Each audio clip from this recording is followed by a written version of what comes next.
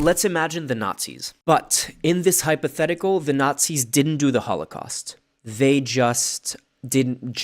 big air quotes, they just did mass deportations instead. Because they didn't do the Holocaust, they didn't have death camps, but they probably would still have concentration camps because concentration camps are the logistical necessity of doing mass deportations. They didn't exterminate gay people or trans people either. They just took away their rights. Is that still bad? That should be a very, very easy question to answer. Let's say we remove a lot of the mystical thinking of the Nazis, so there's no more, because a big thing with the Nazis was like looking for Atlantis, looking for the, the Indiana Jones stuff. They looking for the Ark of the Covenant or whatever it is.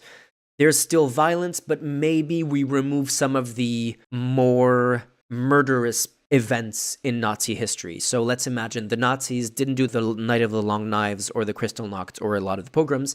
They still did riots. There were still like Nazi riots that attacked buildings, that probably beat up a few people, maybe some individual Nazi sympathizers or Nazis murdering people here and there, but no like organized mass murder events in this hypothetical version of the Nazis. Still obviously bad. Let's say that they weren't expansionist. They were just nationalistic without wanting to conquer neighboring countries. It shouldn't be hard to say, even if you remove all of the most obvious worst thing that the Nazis did, it is still incredibly scary and incredibly bad and incredibly worth fighting against.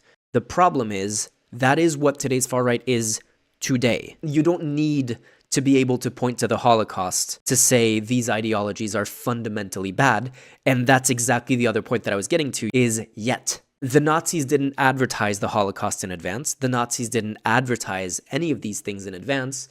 Maybe the worst that the Nazis advertised when it came to stuff like the Jewish question was mass deportation. The Trump movement is a fascist movement in every way that matters.